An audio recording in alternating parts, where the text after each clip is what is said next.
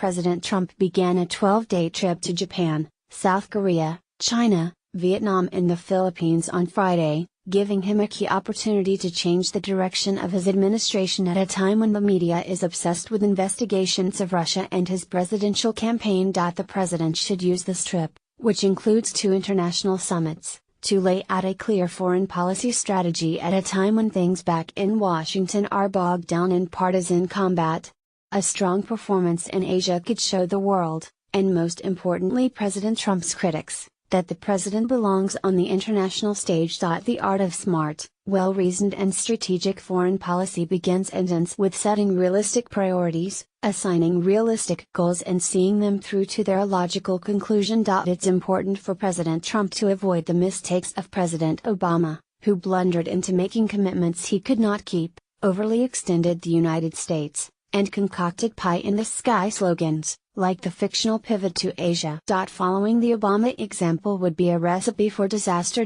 What President Trump promised the American people, to the shock of the foreign policy establishment, was something very different from the Obama foreign policy. While he never proclaimed a formal Trump doctrine, candidate Trump called for an America First foreign policy that would make serving America's own national interests his top priority. For me, this translates to mean ending nation building and the promotion of democracy at the barrel of a gun.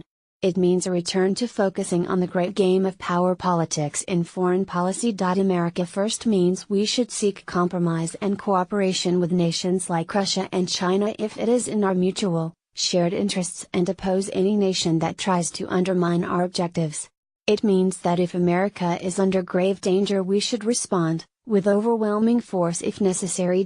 But most importantly, those of us who firmly believe in a more realist and restrained foreign policy hope America First means ending once and for all the era of toppling regimes that we have no conceivable way of putting back together. If the above is a good representation of America First, then that means the Trump administration must turn its attention in a realistic way to Asia, a vital region where we face immense challenges. To respond to a nuclear-armed North Korea led by a dictator who threatens to use his weapons of mass destruction, President Trump needs to reassure our Asian allies that we will honor our commitments to them, and set the stage for North Korea's containment. Here are 4 steps President Trump should take. Focus on North Korea.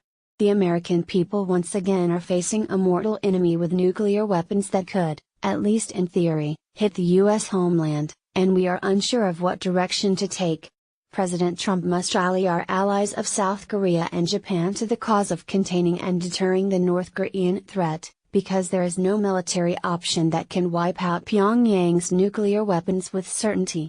This means we need even stronger multilateral economic, diplomatic and financial isolation for Pyongyang, to limit its ability to add to its nuclear and missile arsenal. And it also means building up allied missile defense and conventional strike capabilities in the face of the North Korean threat. Make few threats, focus on policy and listening. While President Trump has made clear he will not tolerate a nuclear North Korea and aggression by the communist nation, his use of Twitter to trade insults and threats with dictator Kim Jong-un is becoming increasingly unhelpful.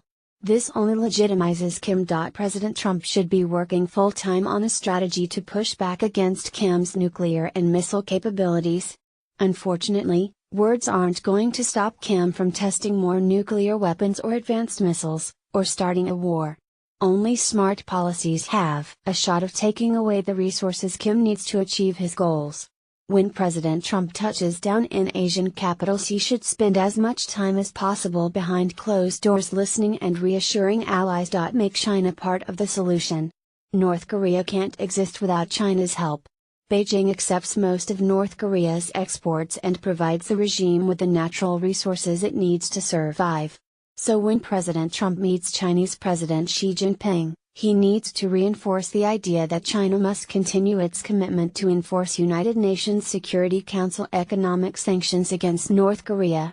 This message must come with a strong warning that if China once again does not keep its word on North Korea, China will have to pay a price. Develop a trade plan. Asia loves free trade, and diplomats and government officials across the region are still smarting over Trump's move to leave the Trans-Pacific Partnership. Vietnam, Japan and other nations low